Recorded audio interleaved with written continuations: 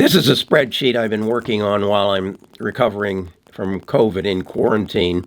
And the bus 13 is represented in these here, and the bus 12 are down here. And as you can see, I haven't filled in all the numbers yet, but I wanted to share it with you so you have a feeling of what I'm trying to do. I'm basically saying I only have so much money to invest. I will invest it. I want to invest it where I'm going to get the greatest return.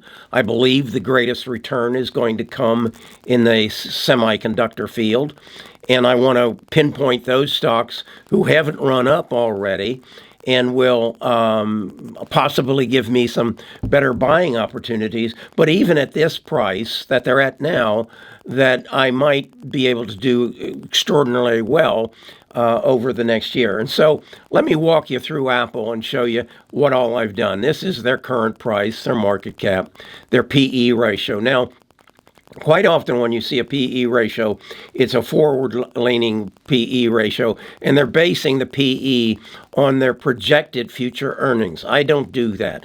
I want to know what is the market pricing the stock at today based on its current earnings, such as if you would divide its current price by its current earnings, Apple's, $6.13, you'll get 29.83. Okay? Then what I do is I go to sources and say, what are your best guesses, or what's the high price that Apple's going to achieve in the next 12 months? Well, the analysts, the Wall Street analysts say the high average price will be $250. I go to my tech analysis, and its highest line of resistance is $198. I go to simply Wall Street, and they tell me its fair value, that's its book value, its PE ratios, all the various ratios, its fair value is $173.54. Then I take that PE ratio of 29.83, and I multiply it times its 24 earnings. And Apple has told us they project their earnings will increase from $6.13 to $6.57. So that would make, based on that, their price $196. I then take all of those prices and average them together, and I come up with $204.39. Is that an accurate price? No, it's going to give me a reference to all the other stocks, and then I can decide which stock I want to invest in. So that would give me an 11.6%. I then come over here and I say, okay, for 1 year, they're up 44. Year to date, they're down 1.5, and their 5-year average is 36. All right, that's good information. Now let's look at AMD, Advanced Micro Devices, currently at 177.78. A PE ratio of 335.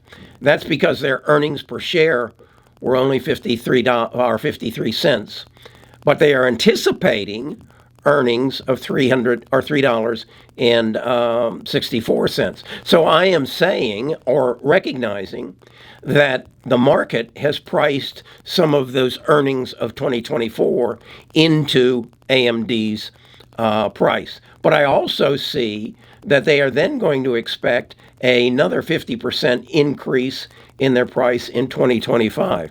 I also then look and say, okay, their PE ratio is 335. What is NVIDIA's? 236. So I then summarize and say, it's still a good price, a good stock. It is going to eat into NVIDIA's GPUs. It's right up there in the top of stocks I want to own, even at the price it's at right now. Now, if I can buy it at a cheaper price, and that I have on my cheat sheet, then that's what I'm going to do. I'm going to wait for a dip and buy in. Another stock you're probably anxious about and like, Amazon at 173.68 has a PE ratio of 59, almost 60. Has a earnings anticipated of 2023 of 290. Those are actual. Anticipated of $4.19. That's an increase of 44%. And their year to date, last year, our increase was 85%. Year to date, 16, and we're only in the second month. They'll probably hit that number pretty easily. Again, I'm not looking for what will I make. What will I make relative to the other stocks that I think are the big players and where I think they might end up? ASML, they're the big box maker. They make the big box in the Netherlands that all the wafers that are made by Taiwan Semiconductor and Samsung are made. They monopolize the market, but they have a limited TAM. They only really have 4 customers of any size, and that's Samsung, Taiwan Semiconductor, Intel, and I guess 3. I'm sure there's somebody else that could buy one, but they have a limited TAM, and Samsung, their 2 largest customers, have said they're not in the market to buy a new machine or tool until 2030. So they don't have, and that's probably why there's such a difference between fair value and what the analysts think, and their high-tech price, and their price based on their earnings. Their earnings actually projected to go down 5% in 2023. And again, that's because Samsung and Taiwan aren't in the market to buy. So that's what I've done. I've gone through each of the stocks. I want to focus some on NVIDIA, because is it overpriced? As you can see, it's got a PE ratio of 236. That's based on earnings per share of $3.34 in 2023. They're anticipating that's going to go up 288% in 2024, and then will increase by another 89% in 2025. Is any company worth 236 years of its earnings? Probably not. But this company has a long ramp ahead it, and we need to recognize that. Here's one you probably aren't real familiar with, PLAB. It's Photronics. They make some of the screens that create the layout of the transistors that go into a semiconductor when the architects design the chips for the various chip makers. And they are kind of a support company, but roughly, a market cap of $1.7 billion, as you can see, about a tenth of the size of NVIDIA. A PE ratio of very low, 13.54, and it's interesting. We were talking about fair value. Their fair value is about 3 times what their high tech analysis is. So they're I think a hidden asset. If and again you look at their earnings per share of $2.04 going up to $2.11 or $2.15, that's only a 5% increase. But I think what we're recognizing here is they have a very low PE ratio relative to the rest of the industry, and that's where they're going to get their bang from their buck. And I think is probably going to be discovered as we move forward.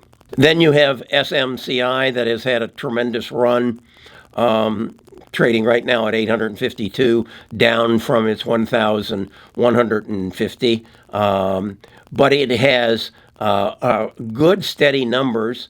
In all, the analysts believe it's a $961 stock. Its tech high is around 1,000.